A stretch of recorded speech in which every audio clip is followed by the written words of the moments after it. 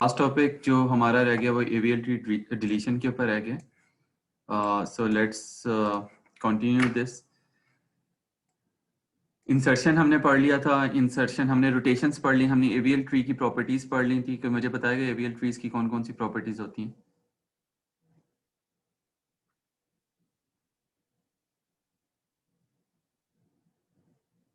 एक तो वही प्रॉपर्टीज होती हैं जो बाइनरी सर्च ट्री की होती हैं कि smaller values are towards left end greater values are towards right. और दूसरी प्रॉपर्टी ये होती है AVL trees are height balance के किसी भी नोड के ऊपर जो दो सब ट्रीज हैं उनका जो हाइट डिफरेंस है वो 1 से ज़्यादा नहीं होना चाहिए, जिसके लिए हमने एक टर्म कॉइन की थी जिसको हम कहते हैं balance factor. So balance factor जो होता है वो क्या होता है, height of left sub tree minus height of right sub tree. और ये जो हाइट है, ये जो बैलेंस फैक्टर है इसकी जो पॉसिबल वैल्यूज थी दे वर -1, 0 एंड 1। अगर ये तीन वैल्यूज हैं तो दैट्स परफेक्टली फाइन। इन तीनों के अलावा अगर कोई वैल्यूज हैं तो इसका मतलब है बैलेंस फैक्टर वायलेट हो रहा है। और बैलेंस फैक्टर जब वायलेट हो रहा होता था तो उसको अवॉइड करने के लिए क्या करते थे, we have discuss 4 different kinds of rotations. ठीक है, Yes. हमने इंसर्शन के केस को अच्छे तरीके से पढ़ लिया था कि इंसर्शन जब होती है तो किन किन नोड्स का बैलेंस फैक्टर वायलेट हो सकता है और उसको कैसे फिक्स किया जाएगा। Now we are going to, और हमने इवन उसका कोड भी देखा था। और आप के लिए इट्स वेरी इंपॉर्टेंट कि आप इसको खुद इम्प्लीमेंट करें क्योंकि एग्जाम में ऐसे बहुत से क्वेश्चंस आएंगे जिसमें आपको इसी तरह के कोड्स को लिखना पड़ेगा। तो अगर आपने खुद से इम्प्लीमेंट नहीं किया होगा तो प्रॉब्ली आप एग्जाम में अच्छा परफॉर्म नहीं कर पाएंगे। सो जो एक केस रह गया था that is deletion. So idea क्या है कि once we do binary search tree से कोई चीज़ डिलीट या एवीएल ट्री से कोई चीज़ डिलीट करें तो पहले तो हमें ये इंश्योर करना है कि बाइनरी सर्च ट्री की प्रॉपर्टीज सेटिस्फाई हों। तो मुझे बताएगा कि डिलीशन के कितने केसेस बनते थे बाइनरी सर्च ट्री में जब हमने डिलीशन पढ़ी थी वहां पर। 3 सर। हम्म, 3। 3 केसेस कि आप किसी लीफ नोड को डिलीट करें, किसी ऐसी नोड को डिलीट करें जिसकी डिग्री 1 है, या किसी ऐसी नोड को डिलीट करें जिसकी डिग्री 2 है। तो एक तो बाइनरी सर्च ट्री डिलीशन जिस तरह हम करते थे उस तरह करेंगे ताकि हमारी बाइनरी सर्च ट्री की जो इन्वेरिएंट्स हैं, जो प्रॉपर्टीज हैं वो सेटिस्फाई हों आफ्टर डिलीशन। हाउएवर डिलीशन की वजह से बैलेंस फैक्टर वायलेट हो सकता है या हाइट जो ट्री की है, जो बैलेंस कॉन्स्ट्रेंट्स हैं वो वायलेट हो सकते हैं। तो उसके लिए फिर हमें क्या करना होता है, उसके लिए हमें अगेन रोटेशंस लगानी पड़ती हैं such that binary search tree की जो प्रॉपर्टीज हैं वो भी सेटिस्फाई रहें और रोटेशन के बाद आपका जो बैलेंस फैक्टर है वो -1, 1 या 0 इनमें से कोई हो। ठीक है, सो फॉर एग्जांपल ये एक आपका एवीएल ट्री है and we are going to delete 9। ये नोड डिलीट हो रही है। सो इस डिलीशन की वजह से जो 7 है इसका बैलेंस फैक्टर क्या बन जाएगा, 1 -1, सो इट्स 2। इसका मतलब है बैलेंस फैक्टर यहाँ पर वायलेट हो रहा है। So this is not an AVL tree because of deletion. ठीक है, सो अभी हमें रोटेशन लगानी पड़ेगी in order to make sure कि ये एवीएल ट्री रहे, बैलेंस फैक्टर किसी भी नोड का वायलेट ना हो रहा हो। Similarly this is another example कि हमने डिलीट किया 3 को। 3 की डिलीशन की वजह से इस नोड का और इस नोड का दोनों का बैलेंस फैक्टर चेंज होगा। क्यों? क्योंकि हमें पता है कि ये डिलीशन पॉइंट है, या हम इसको एक्शन पॉइंट भी कह सकते हैं, डिलीशन पॉइंट भी कह सकते हैं। इस पॉइंट से लेकर रूट तक जितनी भी नोड्स आती हैं उन सब का बैलेंस फैक्टर चेंज हो सकता है। तो 4 का बैलेंस फैक्टर क्या बन जाएगा, अब -1 है लेफ्ट सब ट्री की हाइट और राइट सब ट्री की हाइट भी -1 है, तो -1 -1, सो बेसिकली 0। 7 का बैलेंस फैक्टर क्या होगा, लेफ्ट सब ट्री की हाइट क्या है 0 और राइट सब ट्री की हाइट भी क्या है 0, 0 -0 0। सो दोनों का बैलेंस फैक्टर 1 से चेंज होकर 0 हो जाएगा। बट दोनों का बैलेंस फैक्टर वायलेट नहीं हो रहा तो हमें कोई रोटेशन लगाने की जरूरत नहीं है। पिछले केस में रोटेशन लगानी पड़नी थी क्योंकि बैलेंस फैक्टर वायलेट हो रहा था 7 का। इस केस के अंदर हमें बैलेंस फैक्टर तो चेंज हुआ है लेकिन हमें कोई रोटेशन लगाने की जरूरत नहीं है। सो इन जर्नल बीएसटी डिलीशन का हमें पता है कि 3 केसेस होते हैं। पहला केस क्या होता है कि हम किसी ऐसी नोड को डिलीट कर रहे हैं जिसकी डिग्री 0 हो। So let's assume we are going to delete node 62। अब ये वो नोड है जिसकी डिग्री है 0। सो इसकी डिलीशन क्या होगी, बहुत आसान होगी। बहुत आसान किस सेंस में होगी कि हम सिंपल इस नोड की मेमोरी को फ्री कर देंगे और 50 के राइट चाइल्ड को जो कि 62 था उसको हमने क्या कर दिया, नल कर दिया। सो जिस चाइल्ड से डायरेक्टली नोड रिमूव हुई है या फिजिकल नोड रिमूव हुई है यानी 62, तो उस जिस नोड का इमीडिएट कोई चाइल्ड नोड डिलीट हुई है, फॉर एग्जांपल इस केस के अंदर 50 है, तो उसको हम कहते हैं एक्शन पोजीशन, कि ये वो पोजीशन है जहां पर एक नोड डिलीट हो चुकी है।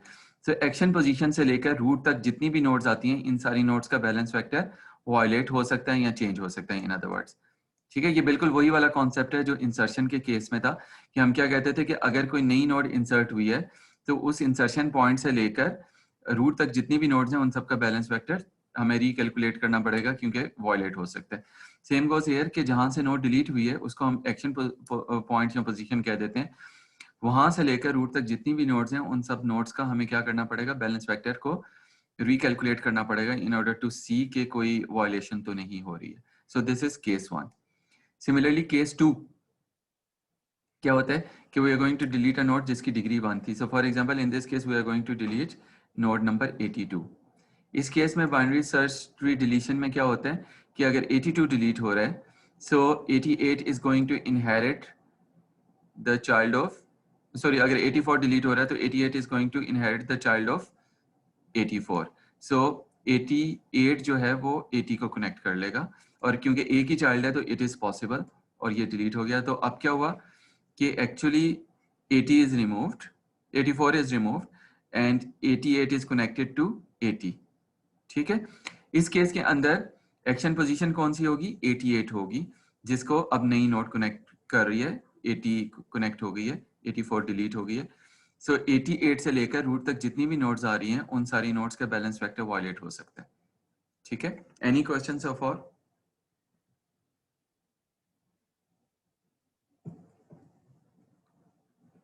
ओके, थर्ड केस क्या था कि if we are going to delete a node जिसकी 2 चिल्ड्रन है या जिसकी डिग्री 2 है, for example let's assume we are going to delete 78।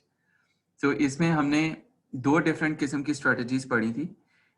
एक का हमने कोड भी देखा था और एक हमने बाद में डिस्कस की थी, जिससे हाइट बैलेंस बहुत ज़्यादा चेंज नहीं होता।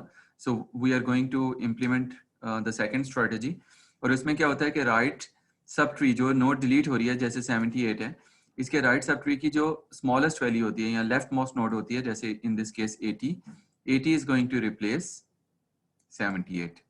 सो क्या होगा कि 80 78 की जगह चली जाएगी, यहां पर 80 आ जाएगा, 78 रिमूव हो जाएगा, और 80 क्योंकि यहां पर से रिमूव हो गया 78 की जगह चला गया, सो 84 इज गोइंग टू कनेक्ट 82। ठीक है, जो हमने स्मॉलेस्ट वैल्यू आइडेंटिफाई की राइट सब ट्री की जो कि 80 है, जो कि लेफ्ट मोस्ट वैल्यू है, 80 is going to go in place of 78, यहां पर आ गई, एंड उसका जो चाइल्ड था 82 that is going to connect to 84। तो इस केस के अंदर आपकी एक्शन पोजीशन क्या होगी, एक्शन पोजीशन 84 होगी। क्यों? क्योंकि 84 वो नोड है जिसका चाइल्ड जो है वो 78 को रिप्लेस कर रहा है। तो 84 से लेकर रूट तक जितनी भी नोड्स हैं उन सब का बैलेंस वेक्टर वायलेट हो सकता है। तो हमें ये सारे बैलेंस वेक्टर्स को चेक करना पड़ेगा, सारी नोड्स के बैलेंस वेक्टर्स को चेक करना पड़ेगा टू सी के कहीं वायलेशन तो नहीं हुई। ठीक है, सो ये 3 केसेस थे जो बाइनरी सर्च ट्री डिलीशन के अंदर होते हैं, कि अगर एक ऐसी नोड डिलीट हो रही है जो कि लीफ नोड है, उस केस में एक्शन पोजीशन क्या होगी, जो उसका इमीडिएट पेरेंट होगा जो नोड डिलीट हो रही है। अगर हम ऐसी नोड डिलीट करें जिसकी डिग्री 1 है, उस केस के अंदर अगेन एक्शन पोजीशन क्या होगी, वो इमीडिएट पेरेंट ऑफ नोड 84 जो डिलीट हो रही है, जिसने नोड 84 के चाइल्ड को इनहेरिट भी किया। और अगर हम उस केस को देखें जिसमें डिग्री नोड की 2 है जिसको डिलीट करना है जैसे 78, तो इस केस के अंदर एक्शन पोजीशन क्या होगी, इसके अंदर एक्शन पोजीशन वो वाली नोड होगी 84 होगी, क्योंकि 84 is the direct parent of node 80 जिसने 78 को रिप्लेस किया। ठीक है, सो ये 3 केसेस थे। Any question so for?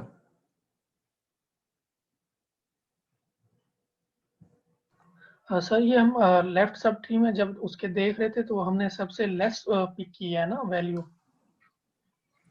जी, 78 को अगर आपने डिलीट करना है तो राइट सब ट्री में leftmost value, right subtree में हमेशा सबसे छोटी वैल्यू कौन सी होगी, जो लेफ्ट मोस्ट होगी। Okay sir, got it.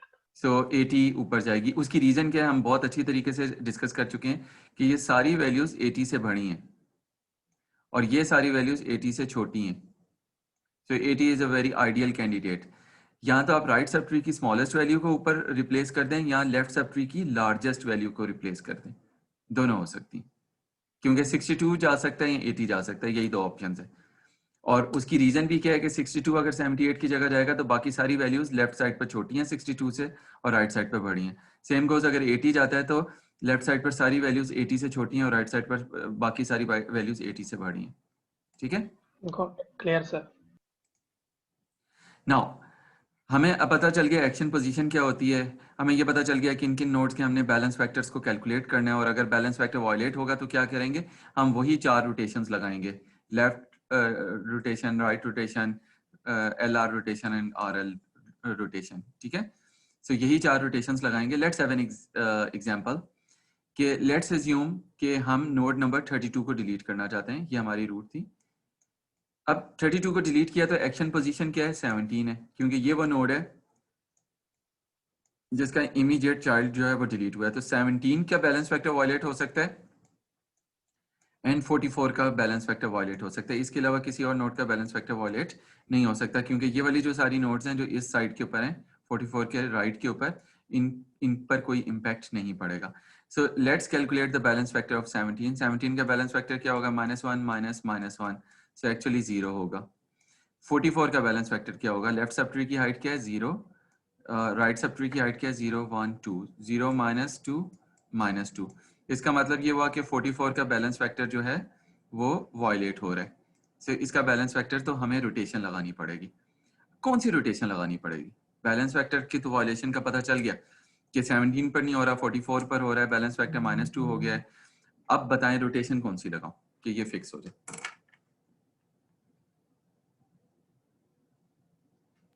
Sir ये तो रूट नोड है। जी, आपको कैसे पता चलेगा, देखें इंसर्शन के वक्त तो बहुत इजी था कि आप किस तरह पता करते थे। इंसर्शन के वक्त इस तरह पता करते थे, I can take you to that particular example, कि ये नई नोड हमने इंसर्ट की है 67 और बैलेंस फैक्टर 36 पर वायलेट हुआ है। सो मुझे बहुत इजीली पता है कि 36 के राइट चाइल्ड के लेफ्ट साइड पर इंसर्शन हुई है। सो मुझे पता है कि कौन सी रोटेशन लगेगी, LR लगेगी। पहले मैं राइट रोटेशन लगाऊंगा और उसके बाद मैं लेफ्ट रोटेशन लगाऊंगा।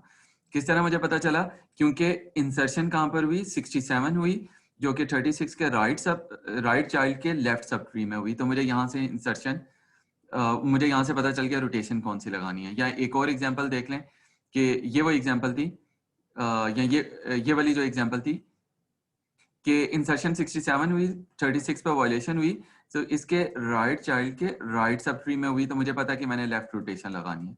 बहुत इजी था। डिलीशन के केस के अंदर क्या हो रहा है कि डिलीशन के केस में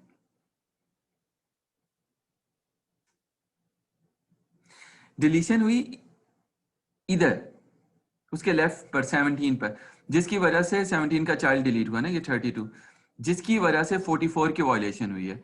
अब जहां पर डिलीशन हुई है उस साइड की तो हाइट वैसे ही छोटी होगी ना, डिलीशन की वजह, इंसर्शन की वजह से हाइट लंबी होती है, डिलीशन से छोटी होती है। सो रोटेशन तो हम इस तरह लगाते हैं ना कि जो साइड हैवी है उसकी दूसरी साइड पर रोटेशन लगाई जाए। सो 17 वाली साइड के ऊपर तो रोटेशन लग ही नहीं सकती है, तो अब कैसे पता चलेगा कौन सी साइड हैवी है। अगेन हम ये देखेंगे कि 44 के पॉइंट ऑफ व्यू से किस साइड पर डिलीशन नहीं हुई है या कौन सी साइड ज्यादा हैवी है। सो 44 के पॉइंट ऑफ व्यू से, 44 के पॉइंट ऑफ व्यू से, क्योंकि ये 32 यहाँ पर डिलीट हुआ है, सो 44 के पॉइंट ऑफ व्यू से राइट साइड हैवी है। और उसके बाद हम ये चेक करेंगे कि 44 के राइट चाइल्ड जो 78 है उसके पॉइंट ऑफ व्यू से कौन सी साइड हैवी है, उसका लेफ्ट सब ट्री हैवी है या उसका राइट सब ट्री। तो उसका लेफ्ट सब ट्री हैवी है। तो हमें कौन सी रोटेशन लगानी पड़ेगी, LR सर। जी, कि हम पहले इधर राइट रोटेशन लगाएंगे और इधर फिर हम लेफ्ट रोटेशन लगाएंगे। वायलेशन कहां पर हुई, 44 पर हुई। किसकी वजह से हुई कि 32 डिलीट हुआ था। ठीक है, अब रोटेशन लगाने के लिए हमें चेक करना है कि 44 का कौन सा चाइल्ड ज्यादा हैवी है, उसका राइट चाइल्ड हैवी है, और राइट चाइल्ड का कौन सा सब ट्री ज्यादा हैवी है, उसका लेफ्ट सब ट्री ज्यादा हैवी है। तो हमें पता चल गया कि हमने कौन सी रोटेशन लगानी है, हमने LR रोटेशन लगानी है कि पहले हम राइट रोटेशन लगाएंगे और उसके बाद फिर हम लेफ्ट रोटेशन लगाएंगे। ठीक है, क्लियर है ये पॉइंट?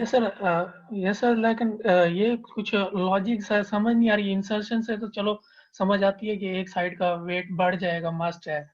तो डिलीशन से तो ऑलवेज ही कम ही होगा वेट ना हाँ, तो साइड्स इसका का। मतलब ये हुआ कि कम हुआ ना, तो दूसरी साइड हैवी होगी। देखे ना प्रॉब्लम क्या हो रही है कि अभी बैलेंस था हर चीज, जब मैंने इसको डिलीट किया तो सर्टेनली राइट चाइल्ड ये साइड हैवी नहीं हो जाएगी, ये साइड बड़ी नहीं होगी ऑटोमेटिकली, एक साइड से एक चीज कम हो गई। Yes sir. इसकी वजह से वायलेशन हो रही है ना। सो अब आपको रोटेशन के लिए इसीलिए ये देखने, इंसर्शन में क्या था, जिस साइड पे इंसर्शन हो रही है वो हैवी हो रही है। डिलीशन में ये है कि जिस साइड से डिलीशन हो रही है वो कम हैवी हो रही है, दूसरी साइड हैवी हो रही है। तो इसीलिए हमने ये नहीं देखा कि हमने डिलीशन कहाँ से की, हमने ये नहीं देखा कि 44 के लेफ्ट चाइल्ड के राइट सब ट्री में डिलीशन हुई है। ये देखने की हमें जरूरत नहीं है क्योंकि ये साइड तो वैसे ही कम हैवी हो रही है, इसकी हाइट कम हो रही है। हमें ये देखना है दूसरी साइड पर क्या सिचुएशन है। तो हमने ये देखा कि 44 का राइट चाइल्ड हैवी है और उसका लेफ्ट सब ट्री हैवी है, तो रोटेशन उसके पॉइंट ऑफ व्यू से लगेगी। डिलीशन से हो ये रहे कि ये वाली साइड जो है इसकी हाइट कम हो गई है, डिक्रीज हो गई है, जिसकी वजह से ये वाली साइड की हाइट इंक्रीज हो रही है। और रोटेशन इस तरह लगनी चाहिए कि ये वाली हाइट एड्रेस हो जाए। ठीक है, और सर राइट साइड के केस में लेफ्ट साइड पे वायलेशन हो सकती है। तो डिपेंड करता है ना आप कहाँ से डिलीट कर रहे हैं। अगर यहाँ से कोई डिलीट होता तो हो सकता था कि दूसरी साइड का ज्यादा वो हो जाए। ठीक है, क्लियर सर। नाउ ये अब आपकी एक्सरसाइज है कि हमने यहाँ पर हमें हमें पता चल गया 44 पर वायलेशन हुई है 32 की डिलीशन की वजह से। तो कौन सी साइड हैवी है इसकी, राइट साइड हैवी है, राइट चाइल्ड हैवी है और राइट चाइल्ड का लेफ्ट। सो हमें पहले राइट रोटेशन लगानी है और फिर हमें लेफ्ट रोटेशन लगानी है। जब हम राइट रोटेशन लगाएंगे तो क्या होगा कि 44 तो एज इट इज रहेगा,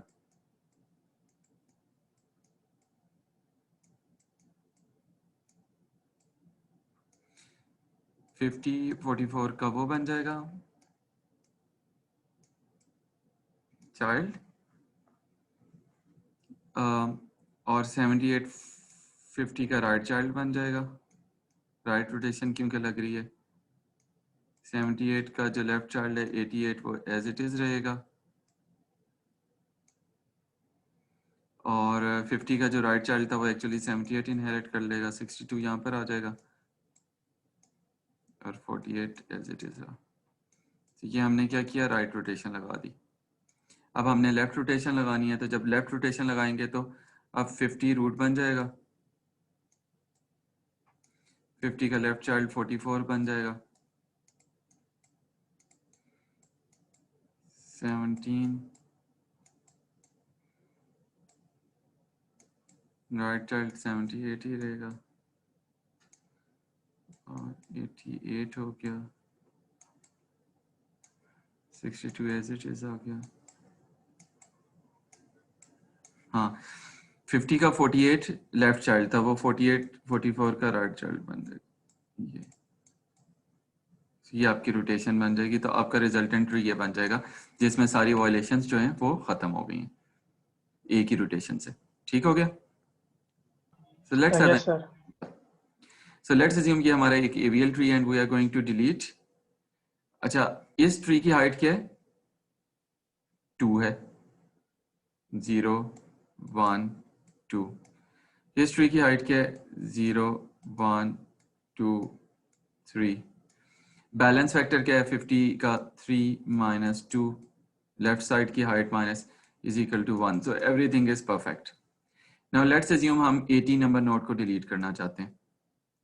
जब हमने 80 नंबर नोड को डिलीट किया तो अब 75 का बैलेंस फैक्टर क्या बनेगा, लेफ्ट सब ट्री की हाइट क्या है 1, राइट सब ट्री की हाइट क्या है -1।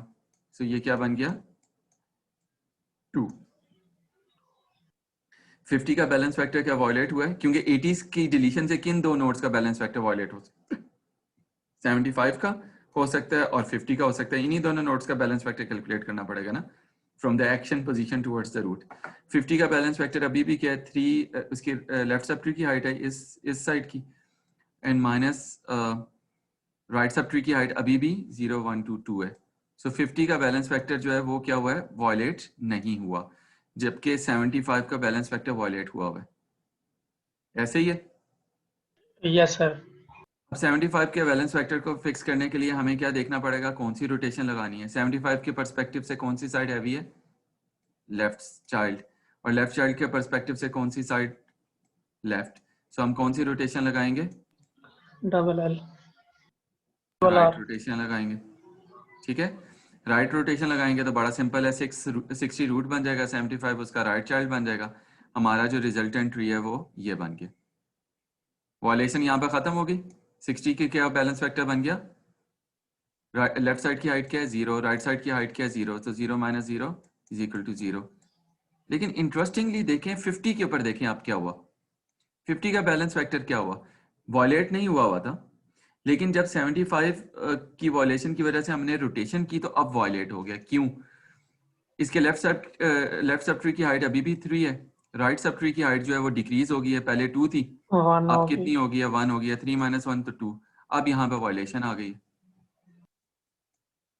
उसकी रीजन क्या है, उसकी रीजन ये देखें कि इसको मैं सारा वो कर देता हूँ। उसकी रीजन क्या है, उसकी रीजन देखें कि 75 रोटेशन की वजह से ये वाला जो ट्री था, रोटेशन की वजह से इसकी हाइट कम हो गई है, जिसकी वजह से अब यहाँ पे वॉयलेशन आ गई है। क्लियर हुआ पॉइंट? अब आपको यहाँ पर दोबारा रोटेशन लगानी पड़ेगी। इंसर्शन की केस में आपको मैंने बताया था कि एक जगह अगर आप रोटेशन करें तो बाकी सारी वॉयलेशंस खत्म हो जाती हैं। यही बताया था ना कि हमने जो एग्जांपल की थी, I can go to that example,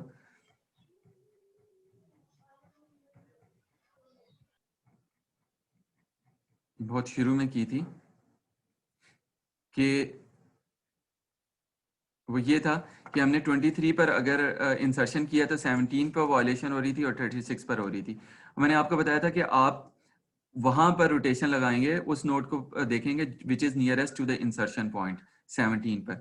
यहाँ पर रोटेशन लगाकर वॉयलेशन अगर फिक्स हो जाएगी तो ऑटोमेटिकली 36 की भी वॉयलेशन फिक्स हो जाएगी। आपको सिर्फ एक जगह फिक्स करनी है, एक जगह रोटेशन लगानी है कोई सी भी चार से, एंड एवरीथिंग इज फाइन। ये इंसर्शन का स्नैरियो था। डिलीशन का स्नैरियो थोड़ा सा हमें पता चला कि थोड़ा सा मुश्किल है। क्यों मुश्किल है, क्योंकि हुआ क्या हमारे स्नैरियो के अंदर कि, let me go to that slide, कि हमने 80 को डिलीट किया, ये इस नोट को डिलीट किया, उसकी वजह से 50 पर कोई वॉयलेशन नहीं थी, 75 पर वॉयलेशन आई। उस वॉयलेशन को फिक्स किया तो 75 वाला जो ट्री था, जो 50 का लेफ्ट राइट सब ट्री था, उसकी हाइट कम होगी, जिसकी वजह से वॉयलेशन अब 50 पर आ गई। सो डिलीशन के केस में आपको मल्टीपल रोटेशंस करनी पड़ जाती हैं। ठीक है, तो सर एक जगह फिक्स करते हैं तो हो सकता है कि और वर्स्ट केस में आपको सारी नोड्स को रोटेट करना पड़ेगा to till root. Excuse me sir. जी सर जो हमने लास्ट टाइम इम्प्लीमेंटेशन देखी थी उसमें तो ये काम तो हो ही रहा था, मैंने आपसे यही क्वेश्चन भी किया नहीं, था ये कि काम अगर नहीं हो स्टिल रहा था, आगे। उसमें देखें वो इंसर्शन थी, आप बेशक चेक कर रहे थे, लेकिन इंसर्शन के अंदर सिर्फ जो पहली वॉयलेशन आती है आपको उसको फिक्स करना होता है, उसके बाद कोई भी वॉयलेशन नहीं आएगी। आप उस कोड को रन करके देख लें, कभी उसके बाद वॉयलेशन नहीं आएगी। आप एक जगह फिक्स कर दें, उसके बाद उसकी बाकी जो नोड्स हैं जिन पर बेशक पहले वॉयलेशन हो रही हो, वॉयलेशन नहीं आएगी।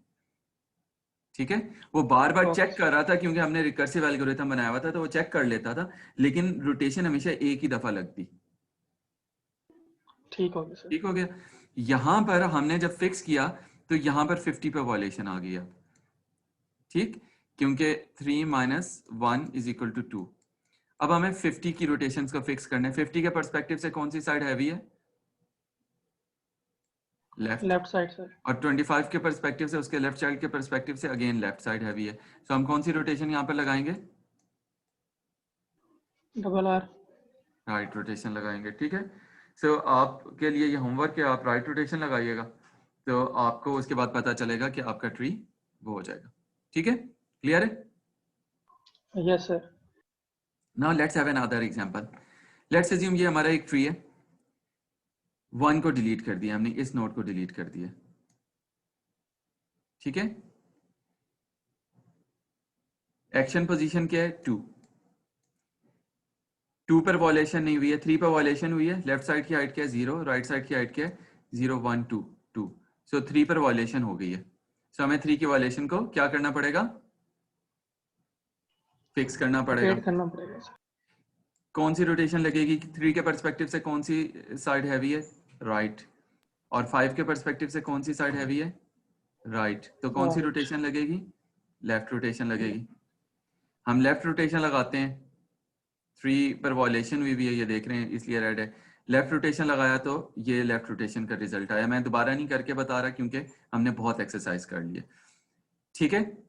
फिक्स हो गया यहाँ पर। लेकिन अब आप 8 पर जाएं, 8 के लेफ्ट सब ट्री की हाइट क्या है 0 1 2 2 है, राइट सब ट्री की हाइट क्या है 0 1 2 3 4 -2, 8 पर वायलेशन आ गई, यही हुआ है ना। Yes sir. फिर फिक्स किया 8 पर आ गई। कौन सी साइड हैवी है 8 के परस्पेक्टिव से राइट चाइल्ड, और राइट चाइल्ड के परस्पेक्टिव से लेफ्ट सब ट्री, यही है। सो आपको पहले कौन सी रोटेशन लगानी पड़ेगी राइट, और फिर कौन सी रोटेशन लगानी पड़ेगी लेफ्ट। सो आपकी कौन सी रोटेशन लगनी चाहिए LR, पहले राइट रोटेशन फिर लेफ्ट, ठीक है। आप ये रोटेशन लगाएं तो ये उसका रिजल्ट आएगा। इट्स योर होम टास्क कि आप उसको कर लीजिएगा। अब इसकी वजह से आप अगर रूट को देखें, तो रूट के ऊपर वायलेशन आ गई। कैसे आई, लेफ्ट सब ट्री की हाइट क्या होगी 0 1 2 3 4 4, राइट सब ट्री की हाइट क्या है 0 1 2 3 4 5 6 6 -2, so violation is now at the root. कौन सी साइड हैवी है राइट, 34 की कौन सी साइड हैवी है राइट, कौन सी रोटेशन लगेगी लेफ्ट, आप लेफ्ट रोटेशन लगाए तो अब हर चीज फिक्स हो गई है। So you see the point कि डिलीशन में वर्स्ट केस में आपको कितनी रोटेशंस करनी पड़ती हैं, order of H, where H is the height of your tree, कि एक नोड पे फिक्स की उसके पेरेंट में आ गई, उसमें फिक्स की उसके पेरेंट में आ गई टिल रूट। सो डिलीशन के अंदर आपको वर्स्ट केस में ऑर्डर ऑफ एज इम्बैलेंसेस या को फिक्स करना पड़ता है या वायलेशंस को फिक्स करना पड़ता है, ठीक है। वेयर एज डिलीशन के केस में सिर्फ एक ही आपको फिक्स करना होता है, ठीक है। क्लियर है? Yes sir. Okay, so that's the end of your chapter on AVL tree. So हमने AVL ट्री की इंसर्शंस को भी देखा है, हमने डिलीशन को भी देखे हैं, हमने 4 रोटेशंस को देखे हैं, पूरी एक हमने एग्जाम्पल की है। तकरीबन हमारे 3 लेक्चर्स AVL ट्री के ऊपर लगे 1.5 घंटे के। सो AVL tree is very important. Deletion का मैंने डेलिबरेटली कोड नहीं दिया आपको, और एग्जाम में आपको डिलीशन का कोड लिखने के लिए आ सकता है, ठीक है। मैंने आपको पूरा एल्गोरिथम बता दिया, मैंने आपको इंसर्शन का कोड पूरा डिटेल में समझाया था पिछली दफ़ा। So what I am expecting कि आप डिलीशन का कोड खुद घर में इंप्लीमेंट करेंगे बेस्ड ऑन जो इंसर्शन का कोड हमने देखा था उसकी मॉडिफिकेशन या व्हाटएवर, ठीक है। और क्योंकि रोटेशंस तो यही लगेंगी जिनके हमने ऑलरेडी, जिनका कोड को हम डिस्कस कर चुके हैं, ठीक। आपका ट्रीज का चैप्टर कंप्लीट हो गया। ग्राफ की मैंने स्लाइड्स अपलोड की हुई हैं, वीडियोस अपलोड की हुई हैं। हमारा जो सैटरडे का लेक्चर होगा ना, उसमें हम ग्राफ की स्लाइड्स को आप उससे पहले उसको देख कर आइएगा। उसमें ग्राफ की टर्मिनोलॉजी तो हम डिस्कस कर चुके हैं, उसमें जो चीज़ डिस्कस करने वाली है वो है ग्राफ के ट्रेवर्सल्स को, ठीक है। So if you have questions, so we are going to discuss those questions on Saturday, and Saturday will be our last lecture, ठीक है। Yes sir. Any questions? Saturday को 2 क्लासेस ही होंगी या एक होगी? We will discuss that. मेरे ख्याल में शायद 2 क्लासेस की हमें जरूरत नहीं पड़ेगी। सर जी असाइनमेंट्स के मार्क्स कब तक लग जाएंगे? यार पहली असाइनमेंट के तो मैं आज लगा दूंगा और बाकी असाइनमेंट्स के 1-2 दिनों में लग जाएंगे। Okay sir.